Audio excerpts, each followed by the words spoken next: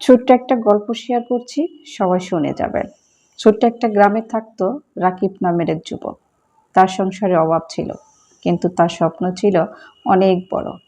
সে সবসময় ভাবতো একদিন সে অনেক টাকা উপার্জন করবে, বাড়ি করবে, আর সবাই তাকে সম্মান করবে।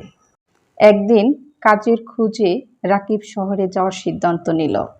শহরে যাওয়ার আগে তার মা তাকে বলল, বাবা, যত বড়ই হও না কেন, মানুষের উপকার করতে কখনো ভুলে যেও না।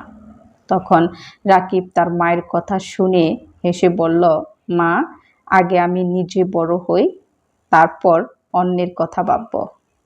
শহরে গিয়ে রাকিব কঠোর পরিশ্রম করতে লাগলো। কয়েক বছর পর সত্যি রাকিব অনেক টাকা উপার্জন করলো। তারপর বাড়ি করলো, দামি দামি পোশাক পরলো, বড় বড় মানুষের সাথে চলাফেরা করতে শুরু করলো। কিন্তু সে ধীরে ধীরে সে তার পুরনো গ্রামের মানুষ আর তার নিজের মাকেই ভুলে গেল। একদিন প্রচণ্ড বৃষ্টির মধ্যে রাকিব গাড়ি নিয়ে গ্রামের দিকে যাচ্ছিল। হঠাৎ রাস্তার পাশে একজন বৃদ্ধ লোক দেখতে পেল। বৃদ্ধ লোকটি বৃষ্টিতে ভিজে কাঁপছে। রাকিব গাড়ি থামালো। বৃদ্ধ লোকটি রাকিবকে বলল, বাবা, সারাদিন কিছুই খাইনি, একটু খাবার দিতে পারবে? তখন রাকিব পকেট থেকে টাকা বের করে বৃদ্ধ লোকটিকে দিয়ে বলল, এই নিন, খাবার কিনে খাবেন। বৃদ্ধ লোকটি টাকা হাতে নিয়ে কিছুক্ষণ রাকিবের দিকে তাকিয়ে বলল, বাবা, টাকা দেওয়ার জন্য ধন্যবাদ, কিন্তু ক্ষুধার্ত মানুষকে টাকা দেওয়ার থেকে এক মুঠো খাবার দেওয়ার আনন্দ অনেক বেশি। কথাটা রাকিবের মনে কোথাও যেন গেঁথে গেল। সে বাড়ির দিকে গাড়ি নিয়ে এগিয়ে গেল। বাড়িতে পৌঁছে দেখেন মা বারান্দায় বসে আছেন। মা রাকিবকে জিজ্ঞাসা করলেন, বাবা, আজ অনেক দেরি করলি, কিছু কি খেয়েছিস? রাকিব বলল, না মা। মা সঙ্গে সঙ্গে রান্না করে গেলেন। ঘরে তেমন কিছু ছিল না, তাই পুরনো চাউল দিয়ে সে এক প্লেট ভাত রান্না করে আনলেন। রাকিব অবাক দৃষ্টিতে তার মার দিকে তাকিয়ে বললেন, মা, তুমি কি খেয়েছ? তখন মা মুচকি হেসে বললেন, হ্যাঁ বাবা, আমি খেয়েছি। কিন্তু রাকিব বুঝতে পারল তার মা মিথ্যে বলেছে।